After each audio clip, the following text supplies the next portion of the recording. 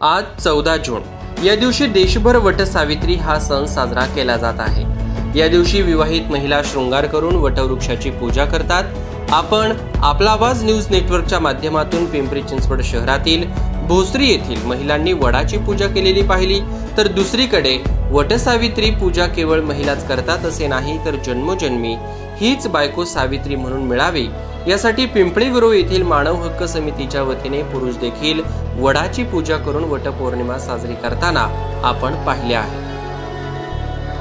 वटपौर्णिमेनिमित्त वटवृक्षाची पूजा करून आजच्या सावित्री असलेल्या महिला तसेच पुरुषांनी हा सण जरी साजरा केला असला तरीही आता आपण जी सावित्री पाहणार आहोत ती सावित्री आपल्या कामाप्रती एकनिष्ठ असून उदरनिर्वाह करण्यासाठी चक्क पेट्रोल पंपावरती काम करून खंबीर उभी असल्याचे दिसत आहे।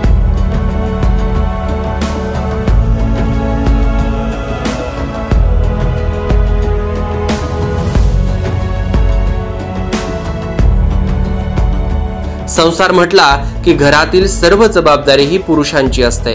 हे जरी खरे असले तरी कोविडच्या काळात अनेक पुरुषांच्या हाताचे काम गेले आणि घराची जबाबदारी सांभाळण्यासाठी अनेक महिला या रोजगार शोधत असून मिळेल ते काम करून आपले कर्तव्य बजावत आहेत। आजच्या वटपौर्णिमेनिमित्ताने वटपूजा आधी आपले कर्तव्य बजावत पेट्रोल पंपावरती काम करत असलेल्या आजच्या सावित्री सोबत संवाद साधला आहे आमच्या विभागीय संपादिका संगीता तरडे यांनी।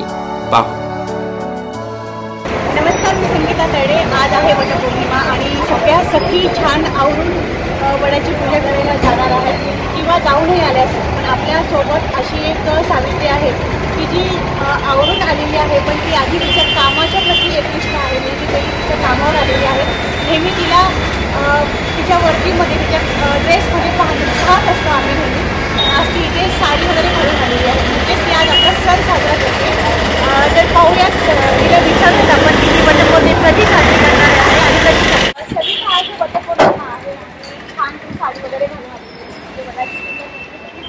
मला वाटते तयारी करून आलेली आहे, कारण बाकी सगळ्या युनिफॉर्ममध्ये दिसतात आहे। तर तुझी पूजा तू कधी करणार आहे?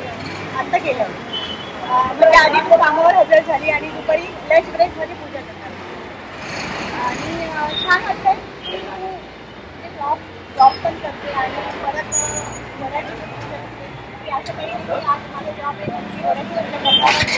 तर काय वाटतं की वडाची पूजा केली पाहिजे? चला, म्हणजे सगळ्या महिला करतात ते आपला पारंपरिक सण म्हणता येईल, कारण सगळ्याच सावित्री आपल्याला हा सत्यवान वर्षानुवर्ष मिळावा म्हणून त्याची पूजा करते। तर तुमचंही सत्यवान तुम्हाला वर्षानुवर्ष मिळावं म्हणून तुमची पूजा आहे। पण चांगली गोष्ट वाटते की तुम्ही तुमचं काम करत पूजा करणार आणि अशी ही आधुनिक सावित्री आपण पाहते स्टेशनच्या पेट्रोल पंपावरती। आणि छान वाटतं की आधुनिकता जपता